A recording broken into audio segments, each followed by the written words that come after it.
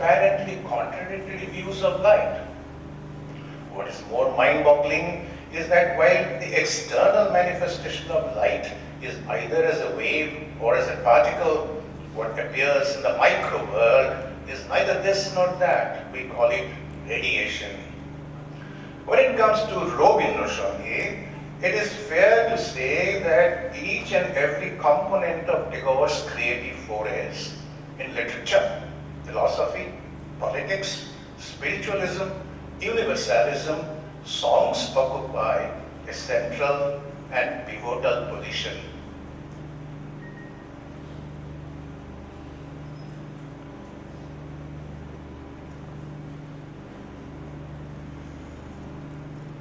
He explores every marvel of creation through songs. গানের ভিতর দিয়ে যখন দেখি ভুবন খানি তখন তারে চিনি আমি তখন তারে জানি. When I discover the universe through music, I see it deeply, I know it fully. Or তুমি কেমন করে গান করো হে গুণী আমি অবাক হয়ে শুনি. Here is a translation of the song from Gitanjali, Song Offerings. I know not, this is translated by Tagore himself.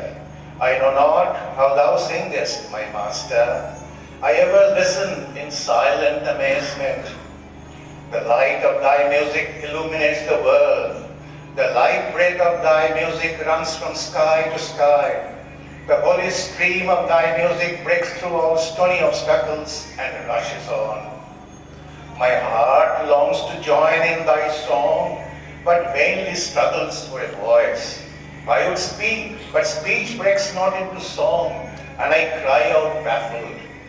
Ah, thou hast made my heart captive in the endless meshes of thy music, my master.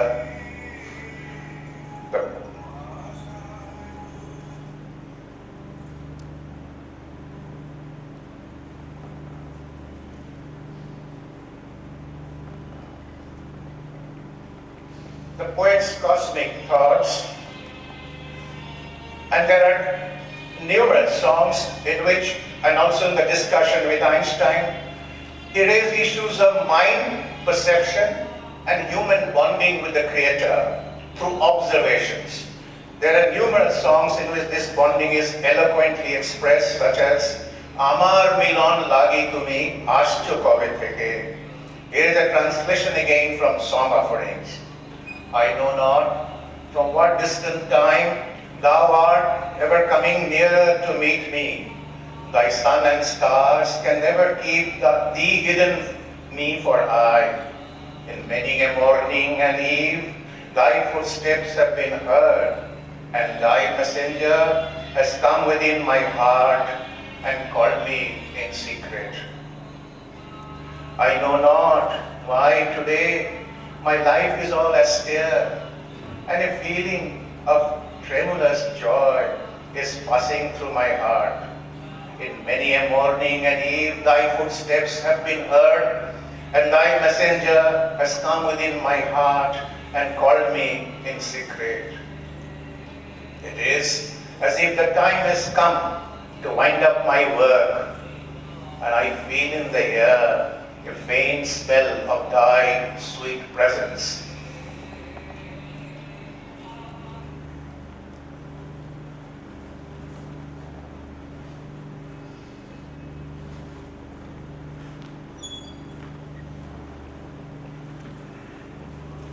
And it is also in the context of multiple choices of paths that an electron can traverse, such as in the double-slit experiment on diffraction.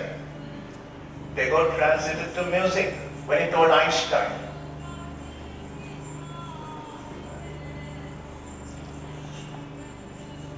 there is in human affairs an element of elasticity, also some freedom within a small range, which is for the expression of our personality.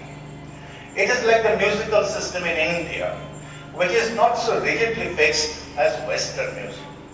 Our composers give a certain definite outline, a system of melody and rhythmic arrangement, and within a certain limit, the player can improvise upon it. He must be one with the law of that particular melody, and then he can give spontaneous expression to his musical feeling within the prescribed regulation.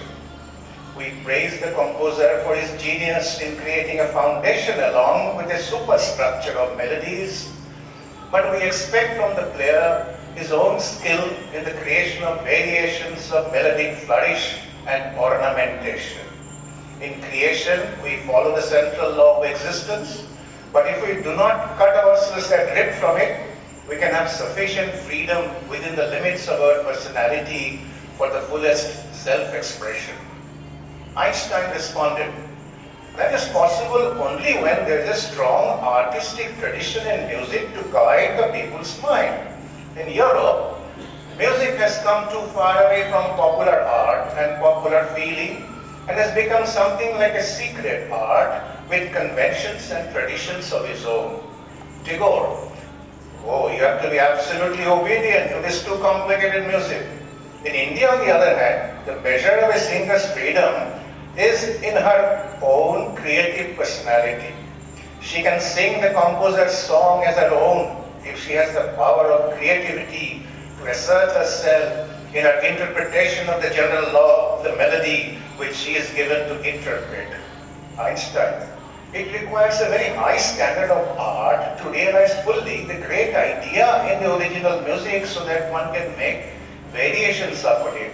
In our country, the variations are often prescribed. Tagore, if in our conduct we can follow the law of goodness, we can have real liberty of self-expression. The principle of conduct is there, but the character which makes it true and individual is our own creation. In our music, there is a duality of freedom and prescribed order. Einstein was bemused. He asks, are the words of a song also free? I mean to say, is the singer at liberty to add his own words to the song he is singing? With a grin, Tagore responded, yes. In Bengal, we have a kind of song, we call it kirtan, which gives freedom to the singer to introduce parenthetical comments, phrases that are not in the original song, call it akhor. This occasions great enthusiasm since the audience is constantly thrilled by some beautiful, spontaneous sentiment added by the singer. We further opine that in contrast to Western music, melody and harmony are like lines and colors in pictures. A simple linear picture may be completely beautiful. The introduction of color may make it vague and insignificant, yet color may, in combination with lines, create great pictures so long as it does not smother and destroy their value. Einstein, it's a beautiful comparison. Line is much older than color. It seems that your melody is much richer in structure than ours. Japanese music also seems to be so. Now we come to the question. Did Tagore consciously include science in music?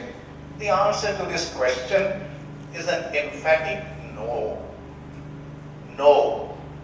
As I mentioned in the introductory remarks, Rabindranath was not a scientist in the usual sense of that epithet. Science came naturally into his subconscious mind, and his literary works, especially music, as he was a keen observer of nature, and he had a deep and intuitive understanding of natural phenomena. There are umpteen songs in Gito Bitan under Prakriti, and understanding of Prakriti or nature is also an essential objective of scientific pursuits. Besides, cosmic thoughts pervaded Rabindra Sangeet in the Puja section and also in Brahma Sangeet. While a trained scientist employs laboratory instruments to experiment on phenomena, Tagore relied on his sensory perceptions and highly sensitive studies of nature. Here we discern the deep influence that Upanishada had on Tagore from his very childhood. Thus, a major part of Tagore's interest in science was in the realm of cosmology, astronomy, and environmental sciences. A professional scientist, on the other hand, would want to apply the acquired knowledge to technology for the betterment of human lives. Unfortunately, A part of that learning process goes into the development of armaments and weapons of mass destruction alluded to by Vikas. It is this aspect of science that Tagore abhorred towards the end of his life, just a year prior to his death, and shortly before the outbreak of the Second World War. A deeply perturbed poet wrote, Shobhata Shonkot, Crisis in Civilization.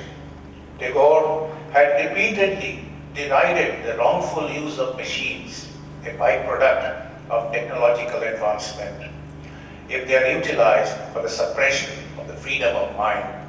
Rabindranath was acutely disturbed by this. He had employed the word machine in a derisive manner when he penned in the mid-1920s Rakta Karubi and Muktadhara, where he had extolled the eventual victory of human spirit over machines.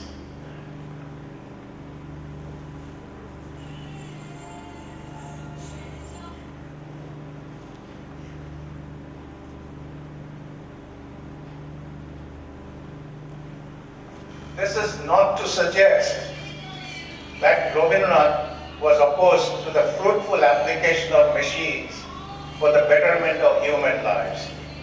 Shortly after composing Rakta Karubi and Muktadhara, Tagore had written in 1928 Russia Chithi, Letters from Russia, in which he praised the application of mechanized tractors to farming in preference to bullock-driven plows for improving the yield of the crops.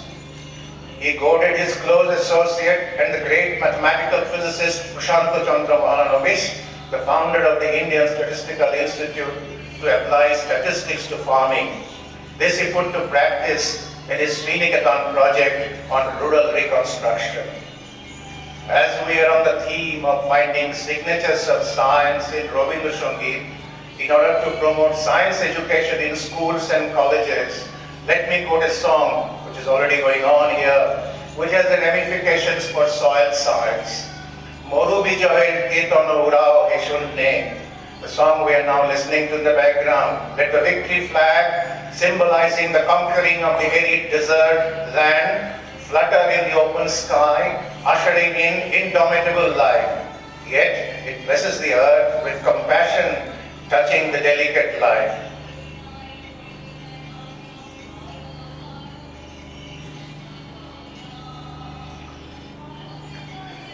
There are plenty of institutionalized festivals like Microcosmos, tree plantation, Holocaust, plowing of land. There's a picture where you see yours truly and Bartogos plowing the land. And here is the poet himself doing Holocaust. In addition to Vasant, the spring festival for celebrating man's kindred with nature and for sensitizing human beings towards the preservation of the climate. Ladies and gentlemen, I now end my presentation with 10 illustrative songs which have hidden scientific messages.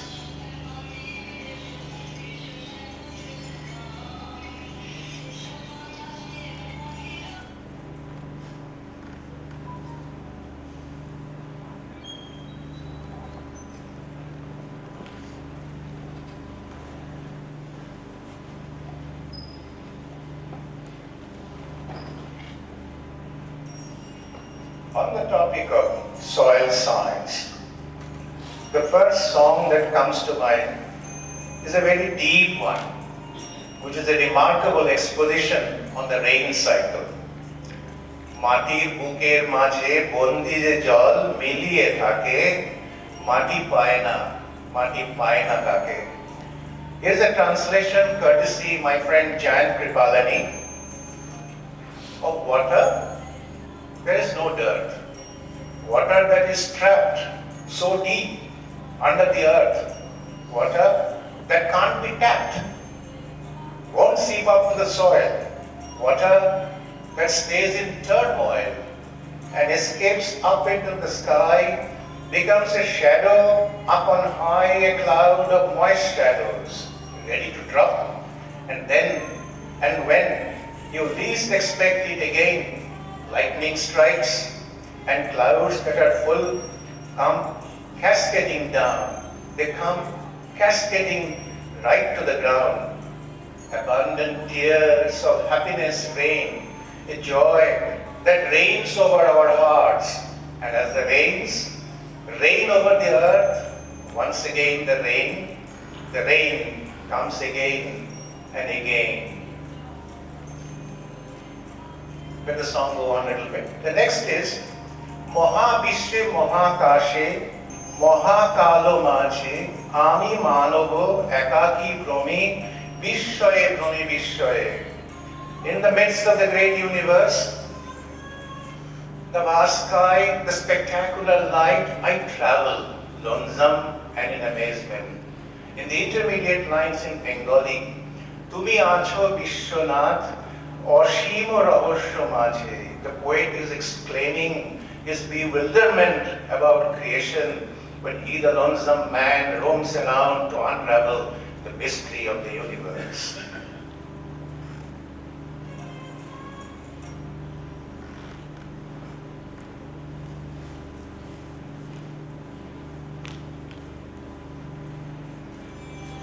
The next song is a very popular one.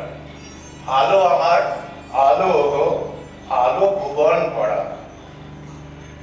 I provide now a translation from Song Offerings. Light, my light, the world-filling light, the eye-kissing light, heart-sweetening light. Ah, the light dances, my darling, at the center of my life. The light strikes, my darling, the chords of my love. The sky opens, the wind runs wild, laughter passes over the earth. The butterflies spread their sails on the sea of light. Lilies and jasmine surge up on the crest of the waves of light. The light is shattered into gold on every cloud, my darling, and it scatters gems in profusion. Mirth spreads from leaf to leaf, my darling, and gladness without measure. The heaven's river has drowned its banks, and the flood of joy is abroad.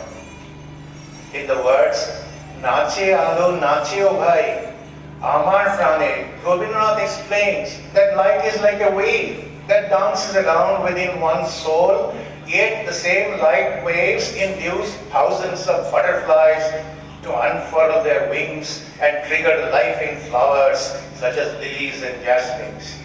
At the heart of triggering of life in flowers is of course the phenomenon of photosynthesis that banks on the particle nature of light in causing electron transfer reactions in chlorophyll molecules. Thus in this song we have a glimpse of Einstein's own work on the photoelectric effect that firmly established the quantization of light and which earned him the Nobel Prize in 1921. In the prefatory remarks, we have already alluded to how Tagore explained the wave-particle duality of light. We paraphrase that discussion once again here. Light travels as waves. It's difficult to fathom the nature of this wave, but soon, as if to perplex the human mind further, another body of data supported by firm evidence offered a contrasting view of light as consisting of innumerable corpuscles or tiny particles in a state of constant shower of very minor objects. This is in Bishop Joy. Let me go on. How does one reconcile this to apparently contradictory views of light?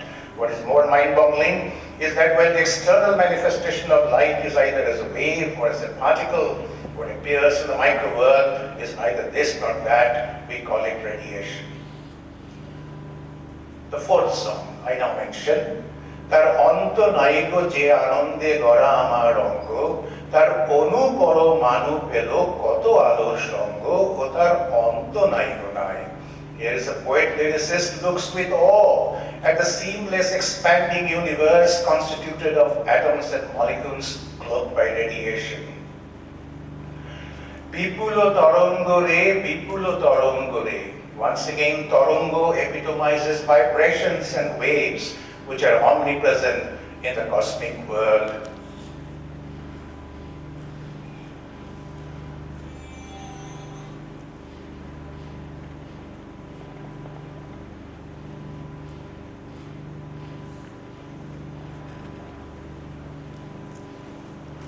Now we come to discuss a very profound song which you heard in the first morning and referred to also by Professor Vikas Sena. Akash Gora, Shurjo Tara, Vishwa Gora Pran. This song epitomizes Tagore's unflinching interest in astronomy and gravitation, which was kindled in his mind when he traveled to Dalhousie Hills with his father at the age of 12, as has been already mentioned. The clear evening sky, laden with twinkling stars in the background of the setting sun, left an indelible impression on the child's mind.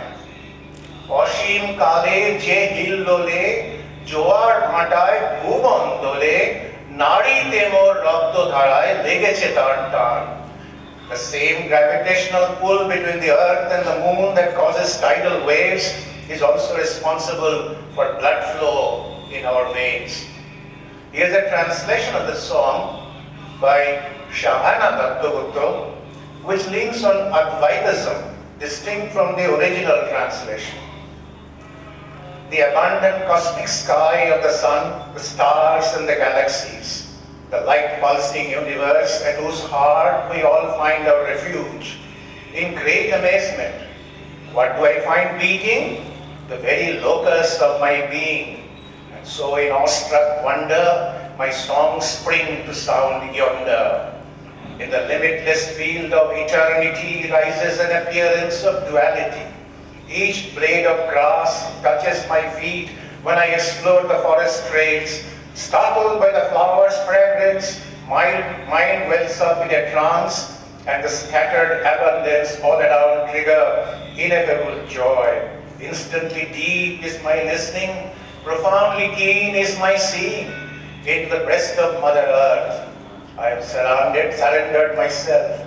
In the midst of what appears known, I have merged into the unknown.